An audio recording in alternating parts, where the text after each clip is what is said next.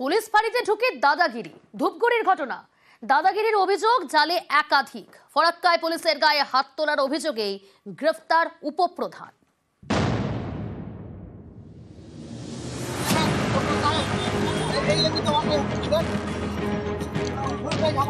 পুলিশের গায়ে হাত, এই অভিযোগে গ্রেফতার পঞ্চায়েতের উপপ্রধান। শনিবার সকাল মুর্শিদাবাদের নিউ ফারাক্কার 12 নম্বর জাতীয় সড়ক দিয়ে যাচ্ছিল পাট বোঝাই একটি গাড়ি। জাতীয় সড়ক দিয়ে যাওয়ার অনুমতি নেই বলে গাড়ি থামান কর্তব্যরত এএসআই। এরপরে গাড়ি চালক ফোন করেন পাট ব্যবসায়ী তারিকুল শেখকে। তৃণমূল পরিচালিত বেওয়া 1 নম্বর গ্রাম পঞ্চায়েতের উপপ্রধান তারিকুল।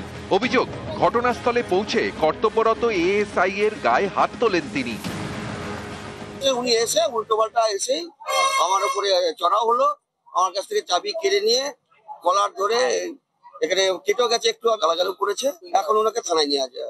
আমি এসে বললাম যে আমার ভ্যানটা কেন আটকানো হলো, মানে আমার ড্রাইভারকে গালিগুলোজ করি, তো আপনি এইভাবে গালিগুলোজ করতে পারেন না, এই কথাটাই বলেছি আমি। আর চাবিটা আমার গাড়ির কেড়ে নিয়ে, আমি চাবিটা চেয়েছি পুলিশের অফিসারের কাছে, চাবিটা আমাকে দিল না, আর আমি হাত তুলে নিও।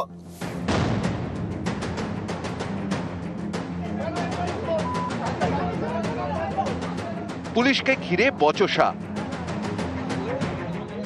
আঙুল উঁচিয়ে দাদাগিরি। এই ছবি ধূপগুড়ির ডাউকিমারি পুলিশ ফাঁড়ির। শুক্রবার রাতে জমি সংক্রান্ত বিবাদ নিয়ে কথা বলতে পুলিশ ফাঁড়িতে যান স্থানীয় কয়েকজন। এরপরই পুলিশের সঙ্গে বাকবিতণ্ডা, তারপরই দাদাগিরির অভিযোগ।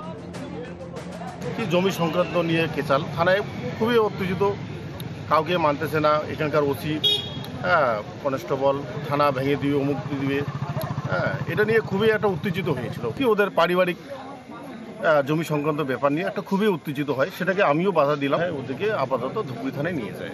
কর্তব্যরত যে পুলিশ অফিসার আছে লস্করবাবু, ওনার কাছে জানতে চায় যে আমরা তো কিছু জানি না, ইনকোয়ারিও হলো না, এই নোটিশটা কেন আসলো। তাতে ওই যে পুলিশ অফিসার আছে, রাগারাগিতে পুলিশ অফিসার মানে ঘুষি উঠেছে। এবার ঘুষি ওঠার পর তাতে আবার ক্ষিপ্ত হয়ে গেছে আমাদের কাকুরা। তারপর এবার ফুটেজ শো করছে, দেখলাম যে ভিতরের যে পুলিশ অফিসার যে ঘুষিটা ওঠাইছে, এই ফুটেজটা কিন্তু দেয় নেই। আমাদের কাকাতো ভাই এদেরকে গ্রেপ্তার করে। মুর্শিদাবাদ থেকে প্রণব বন্দ্যোপাধ্যায় ও ধূপগুড়ি থেকে রকি চৌধুরী, নিউজ 18 বাংলা। কসবার দিকে নজর রাখবো। কসবা ল কলেজে গণধর্ষণের চার্জশিট। দক্ষিণ কলকাতার ল কলেজে গণধর্ষণ 58 দিনের মাথায় আলিপুর আদালতে চার্জশিট পেশ। আরো ডিটেল আপনাদের জানাবো, কি উল্লেখ করা হয়েছে। রৌনক রয়েছে সরাসরি আমার সঙ্গে। রৌনক, 58 দিনের মাথায় চার্জশিট পেশ করা হলো, কি উল্লেখ করা হলো? দেখো, মনোজিৎ মিশ্র সহ মোট 4 জনের বিরুদ্ধে চার্জশিট পেশ করলো কলকাতা পুলিশ। 26শে জুনে এই মামলা রুজু হয়েছিল এবং ঠিক 58 দিনের মাথায় কসবা ল কলেজের যে গণধর্ষণ মামলা, সেই মামলার চার্জশিট পেশ করা হলো আলিপুর আদালতে। এবং সেখানে গণধর্ষণ সহ একসঙ্গে অপরাধমূলক কাজকর্ম, থ্রেট করা একাধিক ধারা কিন্তু উল্লেখ রয়েছে। সেক্ষেত্রে মনোজিৎ মিশ্র সহ মোট 4 জনের বিরুদ্ধে এই চার্জশিট পেশ করা হলো। এবং উল্লেখিত যে 26শে জুন মামলা হয় এবং আজকে মাত্র 58 দিনের মাথায় কিন্তু এই চার্জশিট পেশ করে কলকাতা পুলিশ। এবং এর পরের যে প্রক্রিয়া, অর্থাৎ চার্জ গঠন, এই প্রক্রিয়াগুলো কিন্তু পরবর্তীতে সম্পন্ন হওয়ার কথা রয়েছে। এবং মূল অভিযুক্ত মনোজিৎ মিশ্র সহ এই 4 জনের বিরুদ্ধে চার্জশিট পেশ। গণধর্ষণের যে অভিযোগ ছিল সেই অভিযোগ রয়েছে। এছাড়া সমন্বয়, অপরাধমূলক ঘটনা থেকে শুরু করে জোরপূর্বক শারীরিক নির্যাতন করা এবং এই থ্রেট করা, এই একাধিক ধারায় কিন্তু ইতিমধ্যে চার্জশিটে উল্লেখ করে রাখা হয়েছে। এবং 26শে জুন মামলা রুজু এবং আজকেই এই চার্জশিট আলিপুর আদালতে পেশ করা হয়। বেশ, মালদার এক স্কুলের ছবি দেখাবো। একসঙ্গে 9 জন শিক্ষিকা কেন ছুটিতে? আর এই প্রশ্ন তুলে ভারপ্রাপ্ত প্রধান শিক্ষিকাকে আঙুল উঁচিয়ে শাসানি। অভিযোগের আঙুল স্কুল পরিচালন সমিতির সভাপতি তথা তৃণমূলের শ্রমিক নেতার দিকে। মালদার বুলবুলচন্ডী গার্লস হাই স্কুলের সেই ছবি রীতিমতো ভাইরাল। স্কুল পরিচালন সমিতির সভাপতির পাল্টা দাবি, হিটলারি শাসন চলছে স্কুলে।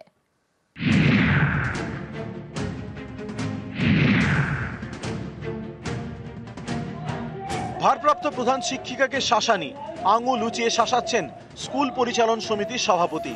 তিনি আবার তৃণমূলের শ্রমিক সংগঠনের নেতা। সিসি ক্যামেরায় ধরা পড়েছে সেই ছবি, যা এখন ভাইরাল।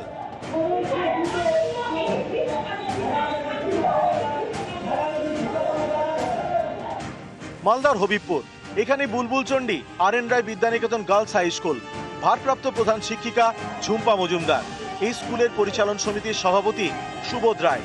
অভিযোগ নানা বিষয়ে বেশ কয়েক মাস ধরে দুজনের মধ্যে বিবাদ, যা চরমে ওঠে গত বৃহস্পতিবার। ওই দিন স্কুলে ছিলেন না 9 জন শিক্ষক এবং একজন গ্রুপ ডি কর্মী। একসঙ্গে কেন এতজন ছুটিতে, এই প্রশ্ন তুলে সুর চড়ান স্কুল পরিচালন সমিতির সভাপতি। আঙুল তুলে ভারপ্রাপ্ত প্রধান শিক্ষিকাকে শাসান।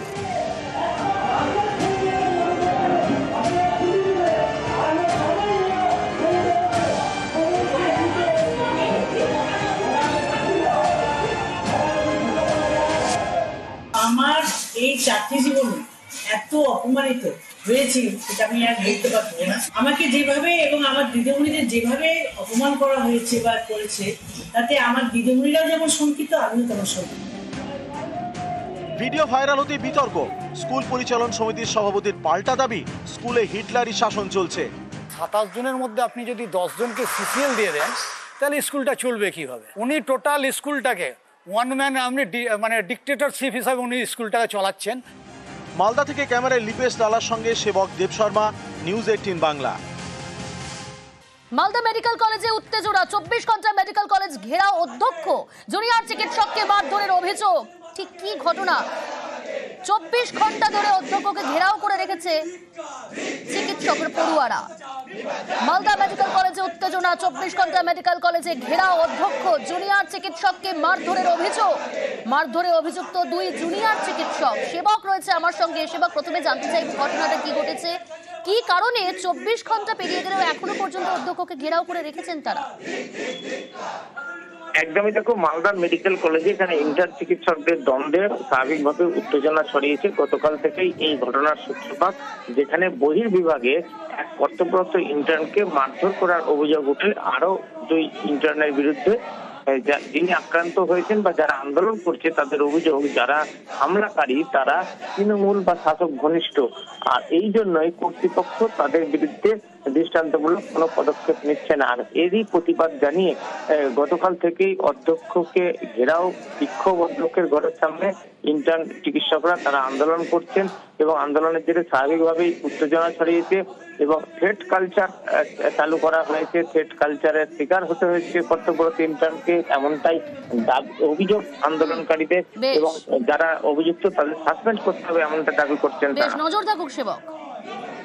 থ্রেট কালচার বলে একটি বস্তু চলছে শাসক দলের প্রত্যক্ষ মদতে। একটা অন ডিউটি ইন্টার্নকে মারধর করা ঘটনা এবং সেই ঘটনার বিচার চেয়ে দোষীদের দৃষ্টান্তমূলক শাস্তির দাবিতে আমরা আজকে অবস্থান করছি। যতক্ষণ না আমাদের দাবি আদায় হচ্ছে আমাদের অবস্থান চলবে। কলেজ কর্তৃপক্ষ নিজের দায়িত্ব এড়িয়ে কখনো পুলিশের উপরে, কখন তদন্ত কমিটির উপরে, অনির্দিষ্ট ভবিষ্যতের উপর ছেড়ে দিয়ে বিচার প্রক্রিয়াকে বারবার বিলম্বিত করতে চাইছেন। এটা ইচ্ছাকৃত ধামাচাপা দেওয়ার চেষ্টা ছাড়া কিছু না।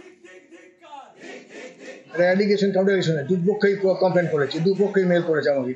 তখনই আমি দুটো বিষয়টা নিয়ে একটা এনকোয়ারি কমিটি বানিয়েছি। ইতিমধ্যে ওরা দাবি করে যে সিসিটিভি দেখতে হবে। যেই ফুটেজটি দেখার পর ফিরে আসে, এসে নিয়ে তারা বলে যে এখনই অভিযুক্ত একটা ডাকে কিছু অংশ দেখা গেছে, সেই জায়গার ভিত্তিতে আপনাকে অ্যাকশন নিতে হবে। সেটা 7 দিন টাইম দিয়েছি, উইদিন 7 ডেজ রিকোয়েস্ট করেছি, কিন্তু এই সময়টুকু তারা দিচ্ছেন না। মূল অভিযোগ ছিল একজন ইন্টার্নকে আরেকজন ইন্টার্ন মেরেছে।